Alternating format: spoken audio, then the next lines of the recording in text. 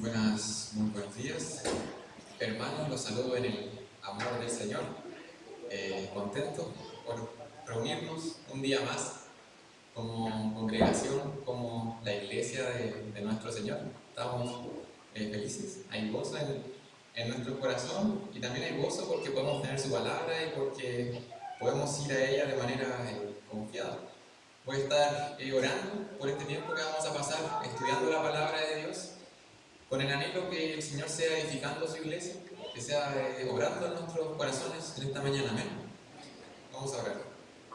Amado Padre Celestial, que te damos, Señor, porque tú eres bueno para con nosotros. Agradecemos, Señor, porque podemos tener este lugar, Señor, físico donde congregarnos, porque podemos tenernos unos a otros, podemos tener tu palabra, conseguirla de manera libre, podemos tenerla en nuestro idioma. Te damos gracias, Padre, por estas maravillosas bendiciones que muchas veces pasamos por alto. Te pido en esta hora, Señor, que seas con nuestra mente, nuestro corazón. No sé cómo llega.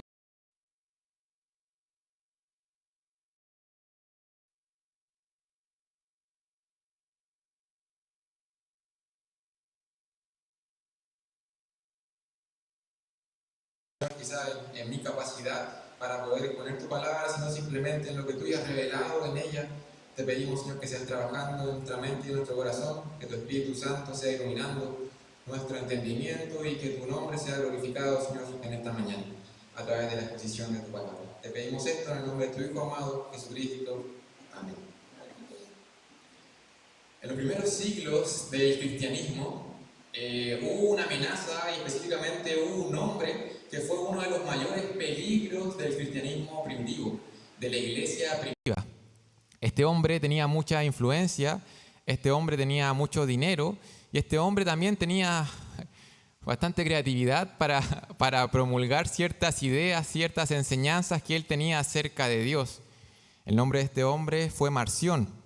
Hace unas semanas atrás se mencionó a este hombre que él en su momento, alrededor del siglo II, quiso hacer su propia versión de las Escrituras, recopiló ciertos libros, ¿verdad? Hizo su propio canon, podríamos decir. Lo que hizo Marción fue tomar ciertos pasajes del Evangelio de Lucas, algunas porciones de las epístolas de Pablo, y él hizo su propia Biblia. El problema de este hombre, él tenía un problema con el Dios del Antiguo Testamento. Él no podía aceptar a un Dios que fuera ira, un Dios que fuera celoso. Él no podía aceptar eso y es por eso que no podía entender cómo el Dios del Antiguo Testamento era el mismo Padre del Señor Jesucristo. Es por eso que Marción comenzó a crear, a cortar y a pegar y a crear su propia versión de las Escrituras y a promulgar estas enseñanzas en el cristianismo primitivo. Un Dios solamente de bondad, un mensaje de inspiración, una Biblia que eliminaba cualquier parte que pudiera parecer un poco incómoda con respecto a la ira de Dios o con respecto al infierno. Hoy en día quizás no nos encontramos dentro del cristianismo con Biblias tan recortadas como la Biblia o las escrituras que promulgaba Marción. Sin embargo, muchas veces dentro de algunas congregaciones podemos escuchar que se predica solamente a un Dios que es solo bondad, solo amor, solo misericordia. Un Dios que muchas veces parece tener solamente un atributo, y ese es Dios. Un Dios que finalmente no está quizás disgustado con nada. Un Dios que finalmente es solamente eso, un atributo, una cara. Pero si vamos a la Biblia podemos ver que Dios habla acerca de su ira, Dios habla acerca de su celo, Dios habla acerca del infierno, habla acerca de su justicia, habla acerca de su santidad.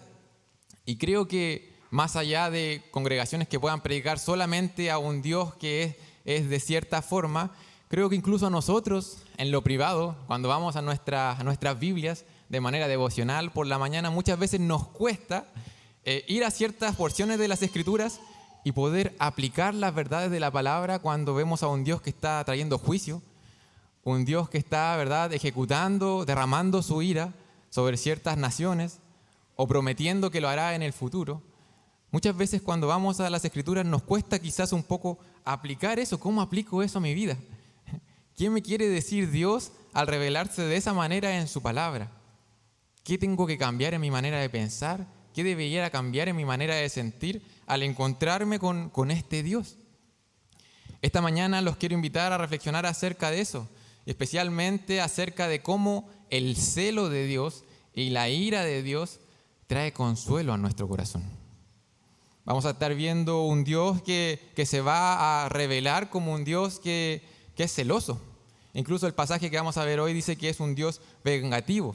Y vamos a estar viendo cómo esto nos enseña a nosotros que Dios es un Dios que es consuelo para nosotros, porque Él es un refugio seguro y porque Él es capaz de derrotar a sus enemigos. Los quiero invitar al libro de Nahum. Vamos a estar esta mañana en el libro de Nahum. Es un libro pequeño, ¿verdad? Es una profecía del profeta Nahum. Y podemos ver aquí que las Escrituras, el profeta Nahum, inspirado por el Espíritu Santo, ha escrito todo un libro dedicado a la destrucción de una ciudad.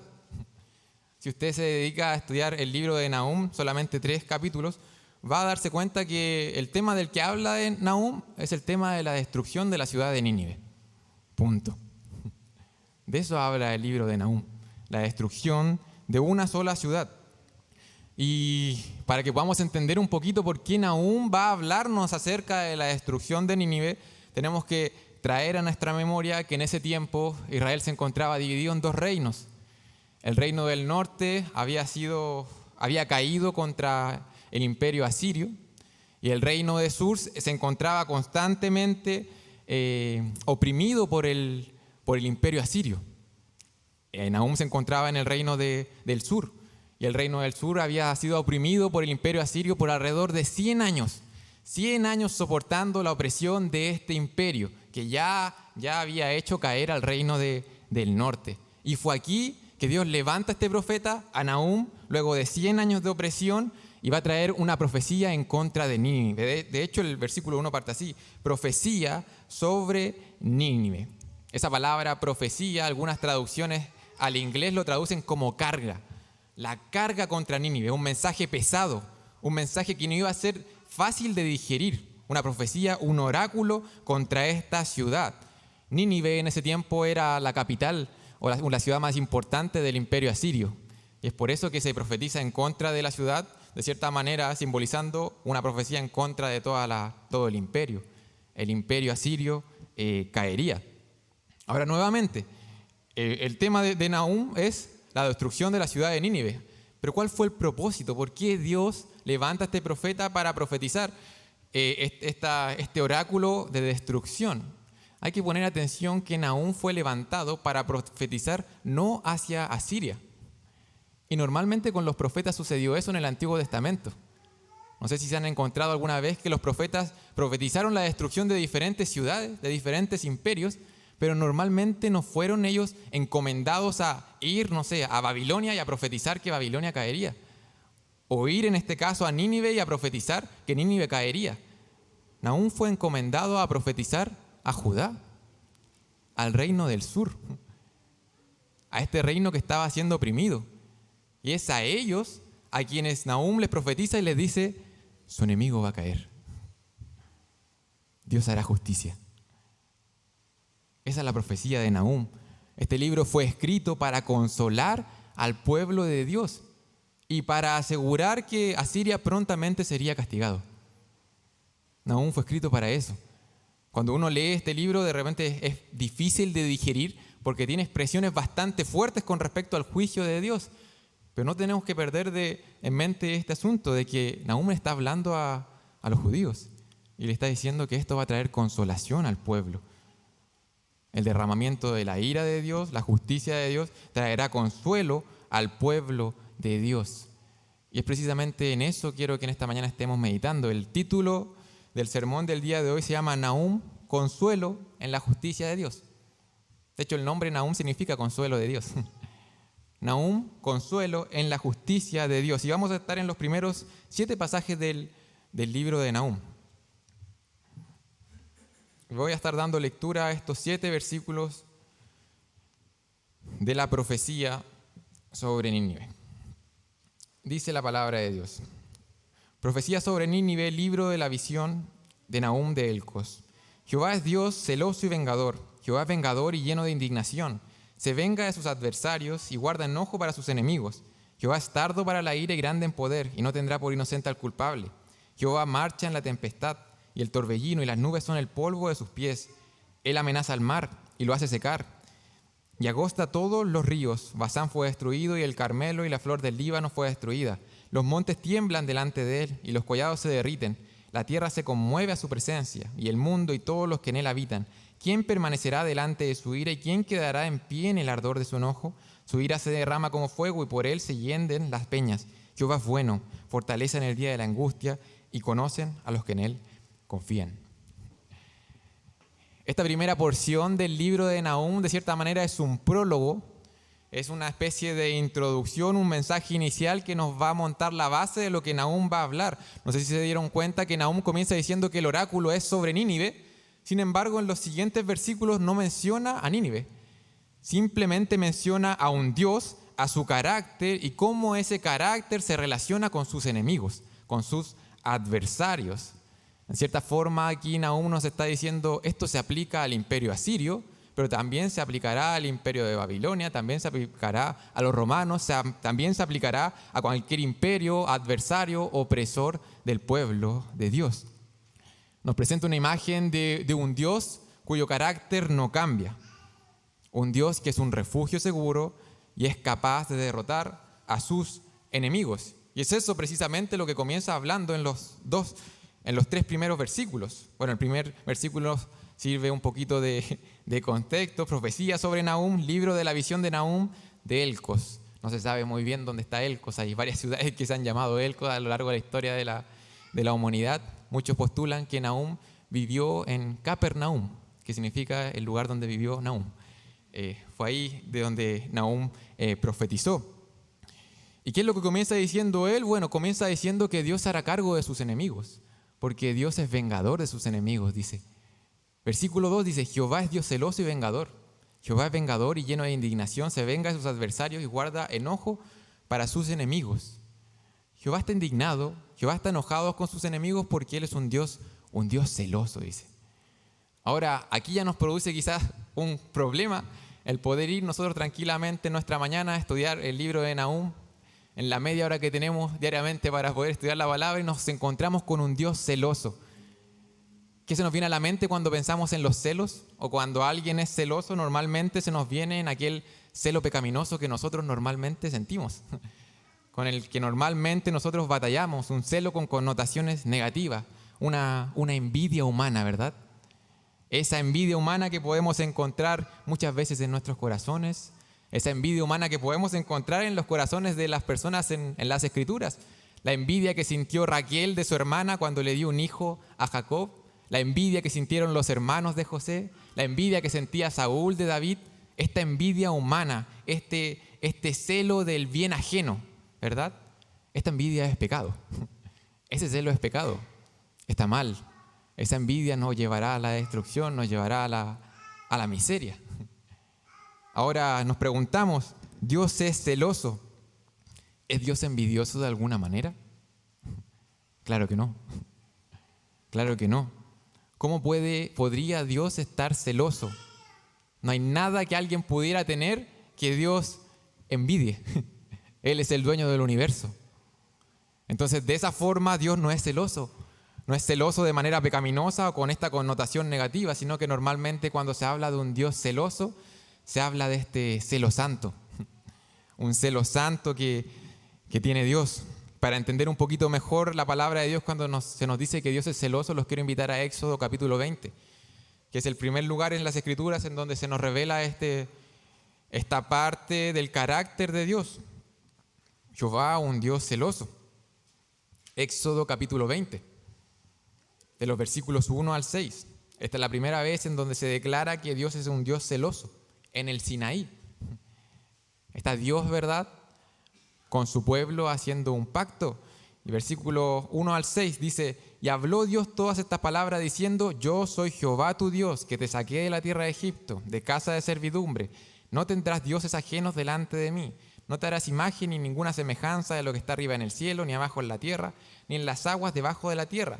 No te inclinarás a ellas ni las honrarás. ¿Por qué? Porque yo soy Jehová tu Dios fuerte, celoso, que visito la maldad de los padres sobre los hijos hasta la tercera y cuarta generación de los que me aborrecen, y hago misericordia a millares a los que me aman y guardan mis mandamientos. Esto lo he dicho en otras ocasiones, pero este es de los pocos lugares en la Escritura en donde se declara tan abiertamente cómo es Dios, que Él diga, yo soy así, así, así. Y aquí dice, yo soy fuerte, celoso. Es la primera vez que aparece este atributo de Dios. ¿Y qué está pasando en el contexto? Bueno, Dios está haciendo un pacto con su pueblo. Está entrando en una relación especial con Israel. Y a menudo esta relación que tenía Dios con el pueblo de Israel se compara igualmente con la relación entre un marido y una mujer. De hecho, cuando el pueblo rompe este pacto, se habla de infidelidad. Cuando Israel le es infiel a Dios, cuando le desobedece, cuando no le honra, cuando se inclina ante otros dioses ajenos, se habla como una esposa infiel. Y esto nos ayuda a entender en qué sentido Dios es celoso. De hecho, Jeremías 3:6 dice, el Señor me dijo en días del rey Josías, ¿has visto lo que hizo la infiel Israel? Ella andaba sobre todo monte alto y bajo todo árbol frondoso y allí se prostituía. Entonces, de cierta manera, cuando Dios se revela como un Dios celoso, está demandando fidelidad. Por un lado podemos entender el celo de Dios como demanda de fidelidad. Como un marido demandaría fidelidad de su esposa. De hecho, eso es lo que está demandando aquí Jehová en los 10 mandamientos. Está demandando que el pueblo no se incline ante dioses ajenos, no se incline ante imágenes. Está dando la imagen de un esposo que no va a aceptar que alguien compita con el corazón de su esposa o que su esposa ande detrás del corazón de otra persona. El celo de Dios se refiere en un sentido a la demanda de fidelidad. Dios demanda fidelidad y en ese sentido Dios es celoso. Ahora también es celoso en otro sentido, en el sentido de preocuparse por su pueblo y de estar completamente determinado a castigar a quienes le hagan daño a los suyos. Dios es celoso porque demanda fidelidad, pero también es celoso porque se preocupa de los suyos y está determinado a hacer justicia con quienes castiguen o le hagan daño a los suyos. Dice el libro de Ezequiel 36, 6, 7, por tanto profetiza sobre la tierra de Israel y di a los montes y a los collados y a los arroyos y a los valles. Así ha dicho Jehová el Señor, he aquí, en mi celo y en mi furor he hablado, por cuanto habéis llevado el oprobio de las naciones. Por lo cual así ha dicho Jehová el Señor, yo he alzado mi mano, he jurado que las naciones están a vuestro alrededor, han de llevar su afrenta. Jehová es celoso. ¿Qué significa eso? Que Él demanda fidelidad y que Él tiene una celosa protección para a quienes Él ama. Demanda fidelidad y protege a quienes Él ama. Y es por eso que el texto sigue hablando. Jehová es celoso y es vengador, dice. Es vengador y lleno de indignación. En la introducción comenté brevemente que el pueblo de Israel, específicamente el reino de Judá, estaba siendo, ¿verdad?, oprimido por este imperio. Y el celo de Dios, finalmente, este amor y protección para con los suyos, demanda que Dios haga justicia. Que Dios sea un Dios defensor, un Dios protector. Y es por eso que la palabra de Dios dice aquí que Jehová es celoso y es vengador, lleno de indignación, se venga de sus adversarios y guarda enojo para con sus enemigos. Y el texto, no sé si se dan cuenta, que repite varias veces la palabra venganza, la palabra ira. De cierta manera se nos muestra un Dios que está textualmente hablando, literalmente hablando, está hirviendo. Es una ira ardiente, una furia ardiente. Una furia intensa. Y en este punto nos preguntamos, ¿por qué Dios estaba tan enojado?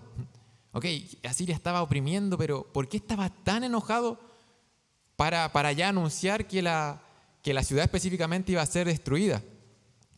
Si usted lee el libro de Nahum completo, se va a dar cuenta lo que el imperio había hecho, en lo que se había convertido.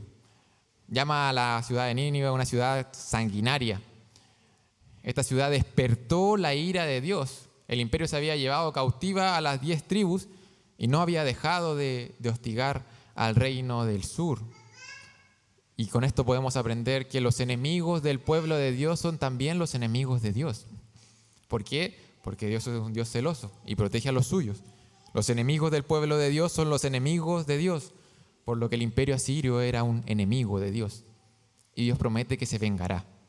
Ahora, nuevamente nos encontramos con una palabra que la entendemos bajo nuestros términos. ¿Qué entendemos cuando hablamos de venganza? Aquí Dios dice que se vengará, pero no se vengará con esta venganza humana, con este ataque de ira que normalmente nosotros interpretamos como la venganza, esta sed de justicia por nuestras manos, es donde estamos dominados por el enojo, por la ira, y hacemos actos pecaminosos delante de Dios. No, de hecho la palabra misma se nos advierte que no debemos tomar la justicia por nuestras manos. Mía es la venganza y la retribución, dice Dios en Deuteronomio 32, 35. ¿Por qué? Porque la venganza de Dios no es este ataque de ira descontrolado. No. Esta venganza de la cual se nos expone acá de parte de Dios es una respuesta mesurada, una respuesta medida y justa a las acciones malvadas de aquellos que se oponen a Dios o se oponen al pueblo de Dios. Esa es la venganza de Dios. Una respuesta mesurada, una respuesta medida, una respuesta completamente justa a las acciones malvadas de las personas que se oponen a Dios. Esa es la venganza de Dios. Y es por eso que Dios promete que su ira caerá sobre estas personas y que Él no dejará por inocente al culpable. Versículo 3. Dice: Jehová es tardo para la ira y grande en poder, y no tendrá por inocente al culpable. Esta expresión de que Dios sea tardo para la ira se repite en diversas partes en las Escrituras. Una vez expliqué esto de manera breve. Literalmente la frase que Dios sea tardo para la ira también se puede traducir que Dios es largo de fosas nasales. Eso dice literalmente el texto en el hebreo. Dios es largo de fosas nasales. Imagina un momento un toro enojado, un toro pateando el suelo, un toro respirando ruidosamente, un toro con su nariz dilatada. Eso sería un animal corto de fosas nasales. Un animal de nariz corta, por así decirlo. Pero el Señor no es así. Él es largo de fosas nasales. Él es tardo para la ira. Él no tiene el dedo en el gatillo. Se necesita provocar a Dios para hacer brotar su ira. A diferencia de nosotros, que muchas veces somos una represa a punto de estallar. Dios no es así. Dios es tardo para la ira. Ahora esta tardanza en la ira de Dios no es un signo de debilidad. Muchas veces pensamos en una persona que es tardo para la ira, que es una persona débil. Dios no es así. Y es por eso que el texto dice: Él es tardo para la ira, pero no te dejes engañar, Él es grande en poder. Esta tardanza en la ira de Dios no es por causa de que Él sea débil. No, Dios tiene el poder para hacer justicia. Esta paciencia de Dios es movida por su misericordia. Es muestra de su misericordia, no es muestra de debilidad. Dios es paciente para con nosotros. Él quiere que ninguno perezca, sino que todos procedan al arrepentimiento. Ese es Dios. Dios es misericordioso, hermanos. Dios es tan misericordioso que hace 100 años antes que se escribiera esta profecía, había enviado a un reacio Jonás, ¿verdad?, a caminar más de 500 kilómetros, a recorrer una ciudad gigante que se tenía que recorrer en 3 días para llamarla al arrepentimiento.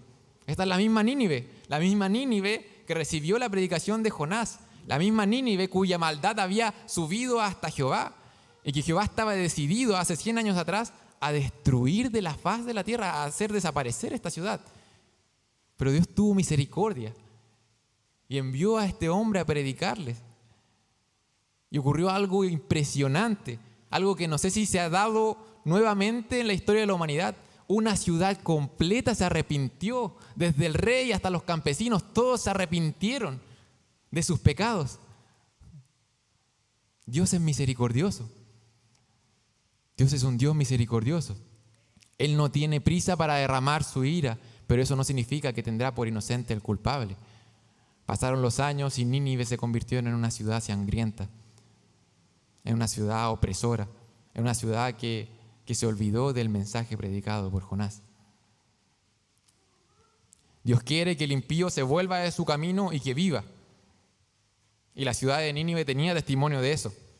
Dios quiere que la humanidad se arrepienta, pero si no hay arrepentimiento, si aún se sigue viviendo como enemigo de Dios, el juicio de Dios vendrá, porque Él no puede permitir que el pecado quede impune.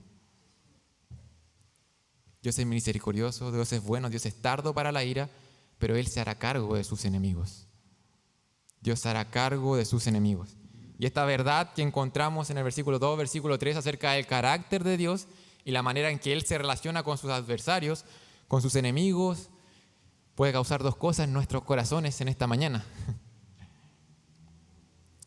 La verdad de que Dios se va a hacer cargo de sus enemigos, por un lado, probablemente nos traiga reverencia y nos traiga temor ante este Dios celoso. Y debe hacer eso, la palabra de Dios. Traer temor, traer reverencia delante de este Dios celoso. De este Dios que protegió una y otra vez a su nación. Y una nación que le fue infiel una y otra vez. Mis hermanos, Dios es celoso. Y esto nos llama a analizar nuestros corazones, a analizar las cosas que están compitiendo con el afecto que tenemos que presentar delante de Dios. Esto nos llama a analizar nuestros corazones, a pensar en las cosas que nos están atrayendo de manera engañosa y que nos van a llevar a la destrucción. Dios advierte a Israel, a esta Israel infiel, y le dice lo siguiente en Ezequiel capítulo 16, 38 al 40. Le dice: te juzgaré como son juzgadas las adúlteras y las que derramen sangre, y traeré sobre ti sangre de furor y de celos. También te entregaré en manos de tus amantes, y ellos derribarán tus santuarios, te despojarán tus vestidos, te quitarán tus bellas joyas, y te dejarán desnuda y descubierta, y citarán contra ti a una multitud, y te harán pedazos con sus espadas. Lo que está afectando nuestra adoración a Dios, lo que nos está atrayendo de manera engañosa, está yendo en contra de Dios mismo. Y Dios es un Dios celoso. Es terrible utilizar esta vida que nos ha dado Dios para cometer adulterio contra el Dios Todopoderoso. Que Dios sea un Dios celoso nos llama a eso. Nos llama a pensar en la manera en que estamos siendo fieles a nuestro Dios. Ahora, por otro lado, no solamente esta verdad debe traernos temor y reverencia, sino que debe traernos consuelo. Porque para eso fue escrito este libro, para traer consuelo.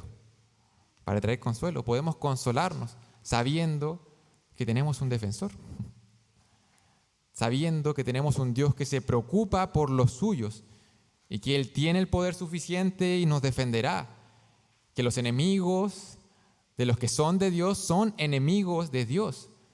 Podemos confiar en Dios. Podemos confiar en Dios. Voy a profundizar un poco más al final de este sermón en ese consuelo que tenemos de parte de Dios. Ahora vamos a continuar con el texto. El objetivo de la profecía es anunciar consuelo y dejar claro que Dios va a ejecutar su juicio. ¿Verdad? ¿Para qué? Para que los oyentes tengan esta certeza, para que los oyentes puedan ser consolados.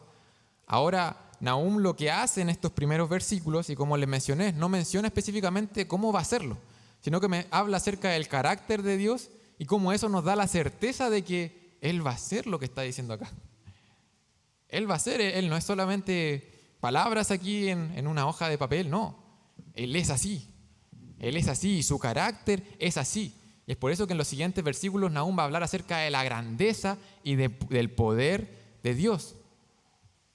La grandeza y el poder de Dios van a traer la certeza de que va a haber un juicio y de que eso traerá consuelo a la nación. ¿Por qué? Porque Dios tiene el poder de hacerlo. Dios tiene el poder de hacerlo. Dios hará cargo de sus enemigos. ¿Por qué? Porque Él puede hacerlo.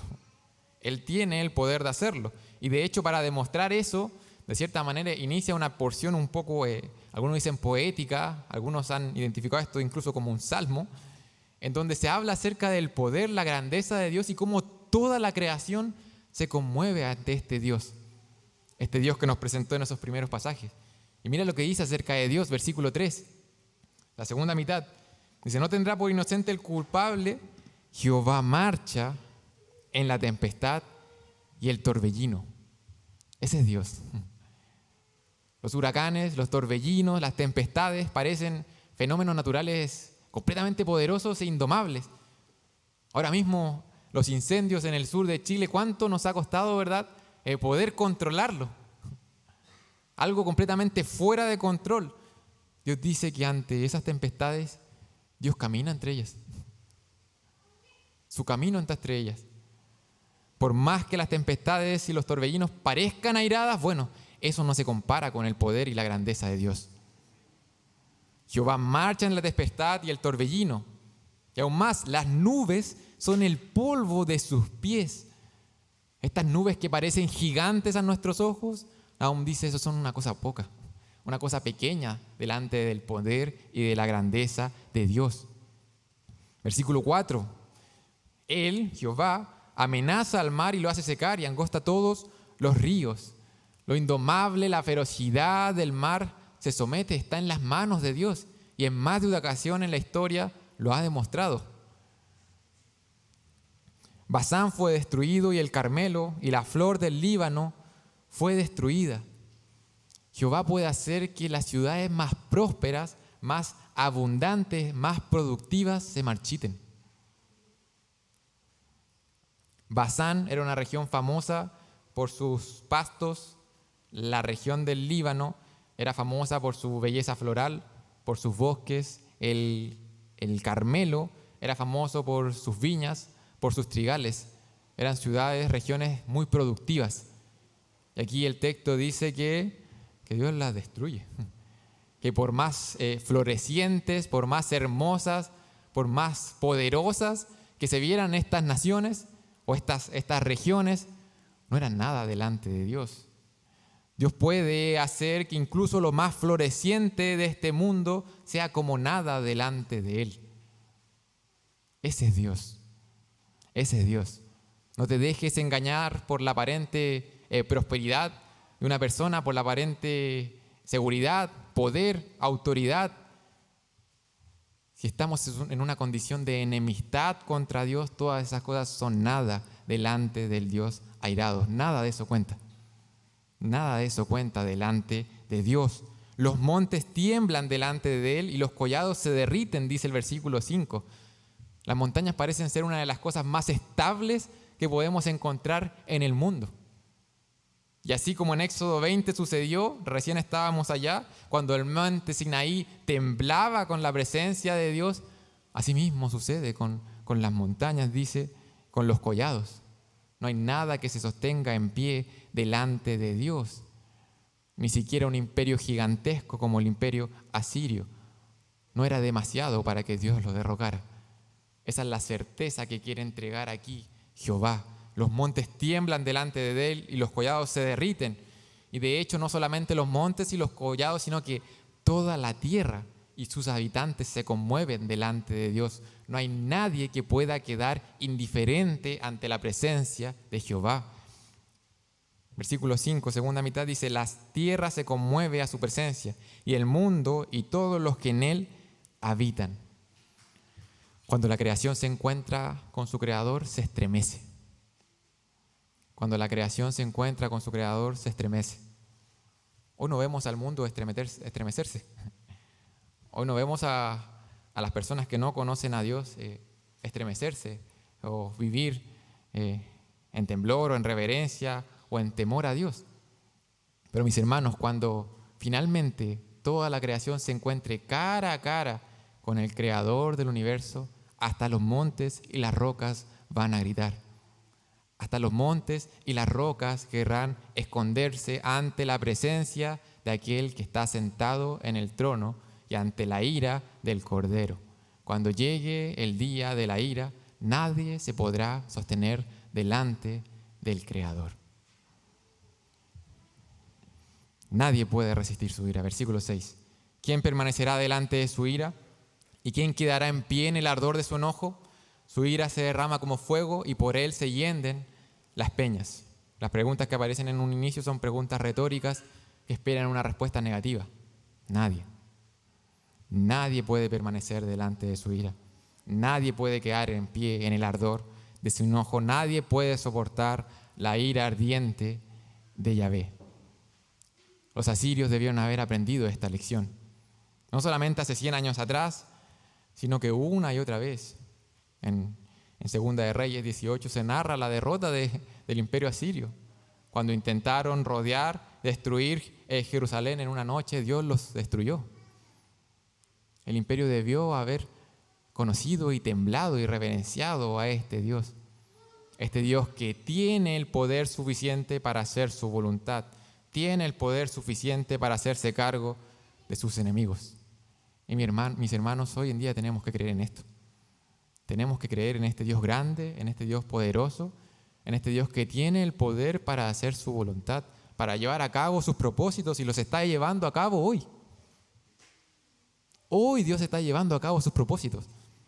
Hoy Dios está llevando toda la creación, toda la historia de la humanidad hacia su redención final, a la consumación de todas las cosas. Dios está haciendo eso. Porque es este Dios poderoso, este Dios grande. Dios lo está haciendo hoy. Algunas personas se preguntan por qué Dios no interviene de manera directa. Y no sé si alguna vez te lo has preguntado, hermano, si es que Dios no es suficientemente fuerte para intervenir ahora ya en la historia de la humanidad, de manera directa, de manera explícita. ¿Por qué Dios prefiere de cierta manera desembarcar en este mundo de forma oculta?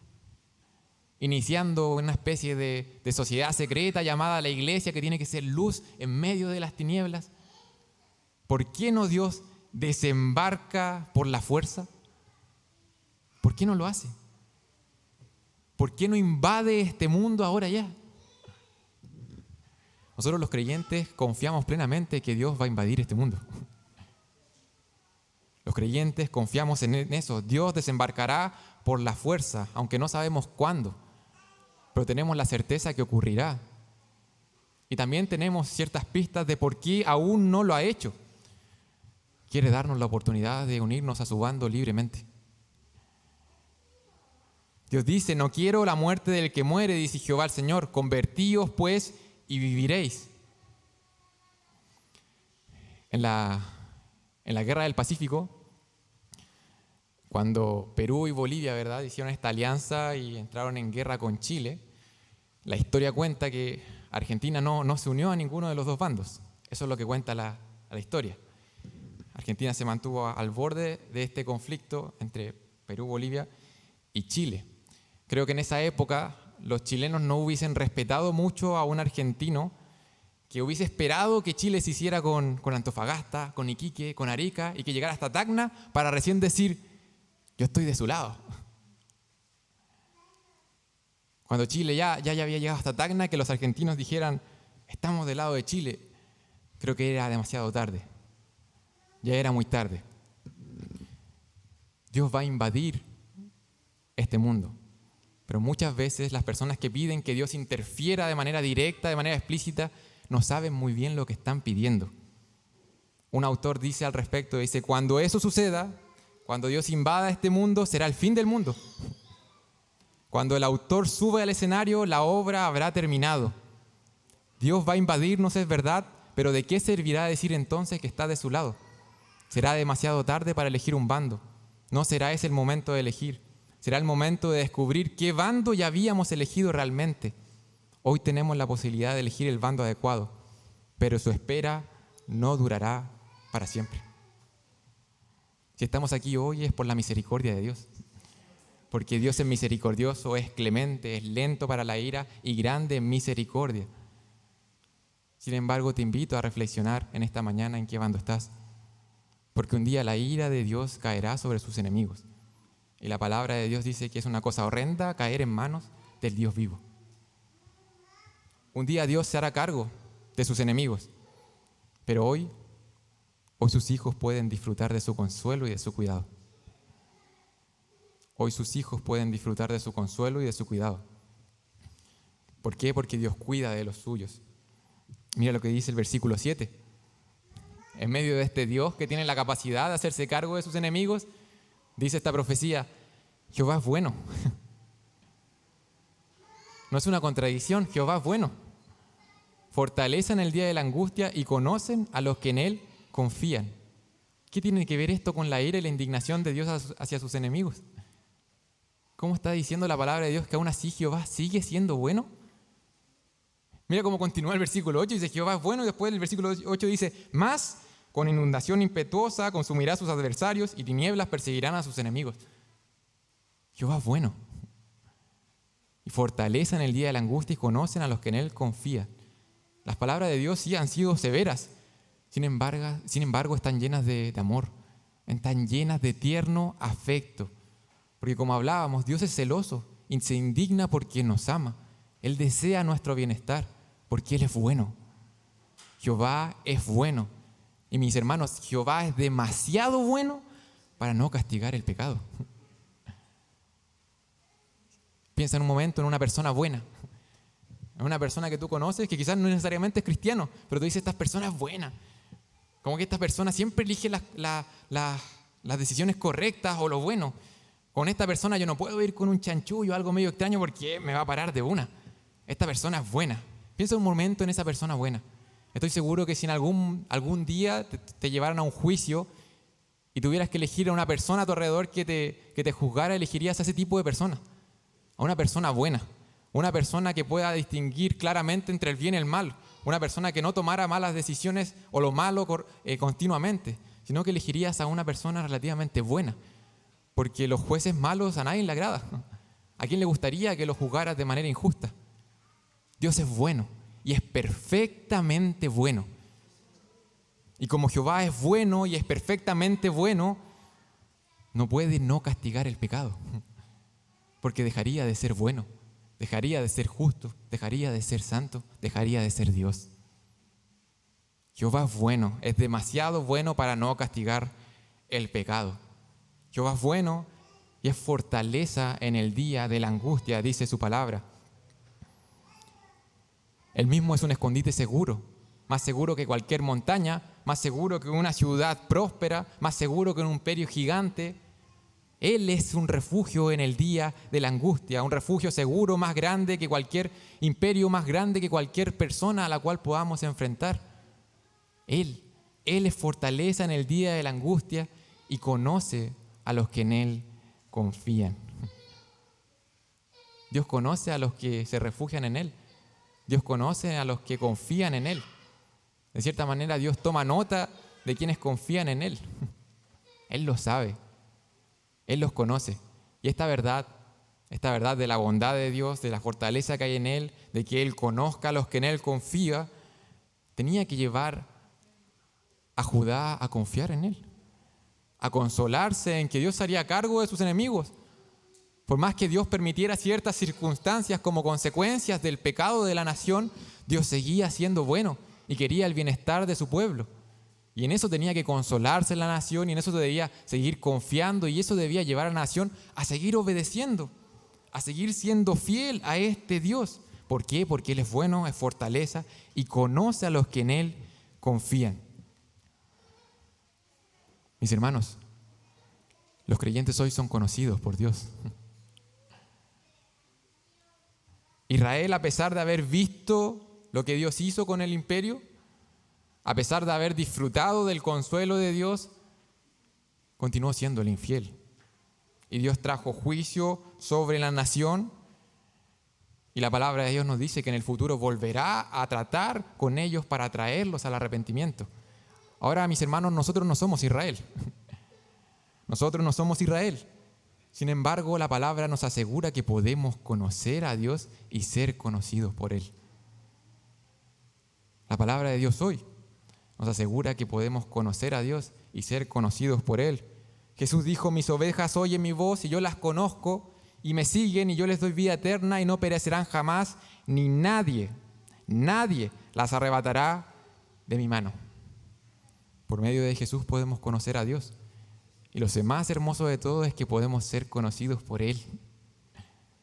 Podemos ser conocidos por Él. Podemos entrar en una relación con Él, una relación personal con este Dios que se convierte en nuestro Padre. Podemos salir de esa enemistad.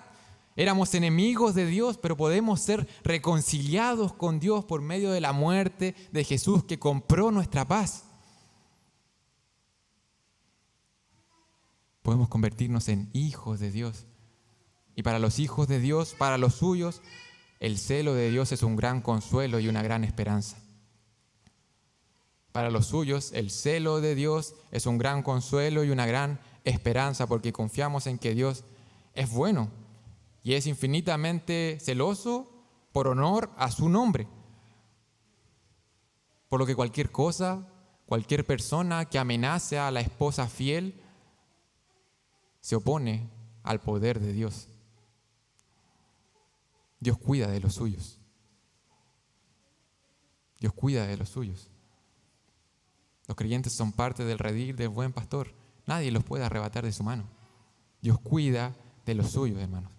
Y quiero terminar este sermón animándote con esta verdad. Con la verdad de que este Dios, que tiene este carácter, es completamente perfecto, hoy es nuestro Padre para los que han creído en Cristo. Te invito a encontrar consuelo en esta verdad. Mi hermano, que no te quite el sueño, la prosperidad de un no creyente, de quizás de una persona que te hizo mal. Que no te quite el sueño, el éxito aparente, la vida floreciente que puede tener una persona que está llevando una vida en contra de Dios en todos los sentidos. Te invito a tranquilizar esas ganas de hacer justicia por tus propias manos.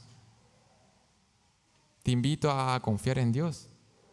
En medio de esas dificultades que parecen tan grandes como la cordillera, tan grandes como el imperio asirio, te invito a seguir confiando en Dios y en que Dios cuida de los suyos. Te invito a confiar en su carácter y por sobre todo a confiar que en Cristo hoy puedes tener una relación con este Dios y que estás seguro en sus brazos. Dios cuida de los suyos porque Jehová es bueno, es fortaleza en el día de la angustia y conoce a los que en Él confían.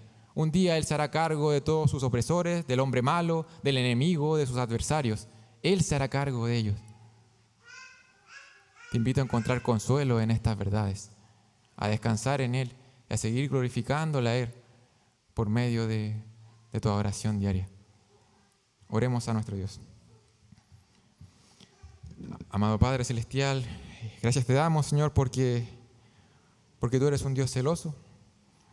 Agradecemos, Padre, porque tú eres a la vez un Dios bueno, un Dios misericordioso, un Dios tardo para la ira.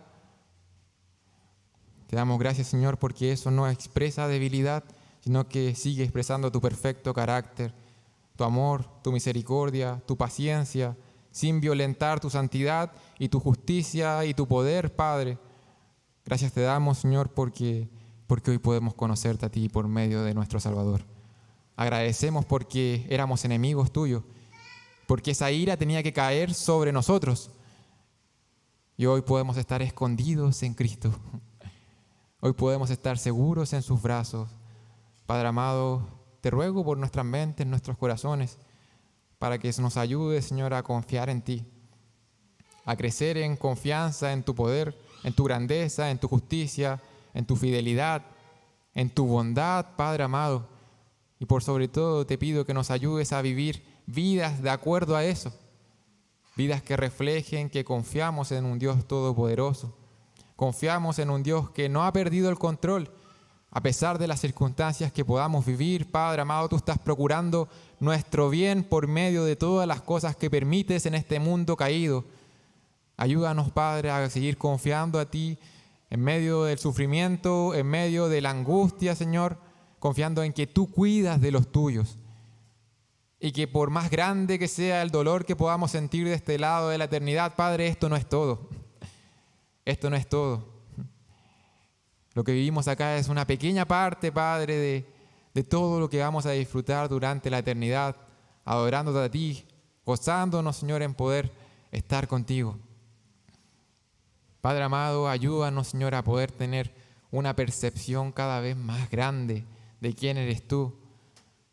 Y también te pido, Señor, que nos ayudes, Señor, a tener una percepción más grande de cuán pecadores que somos, porque eso nos va a llevar, Señor, a amar mucho más a nuestro Salvador y a gozarnos en esa bendita y maravillosa cruz que compró nuestra paz, que compró nuestra reconciliación. Padre, te damos gracias, Señor, por tu palabra, porque no vuelve vacía y cumple el propósito por el cual ha sido dado. Te pido, Señor, que traigas consuelo a los corazones, Señor, que lo necesitan en esta mañana, en esta tarde. En el nombre de tu Hijo amado Jesucristo, nuestro Salvador. Amén.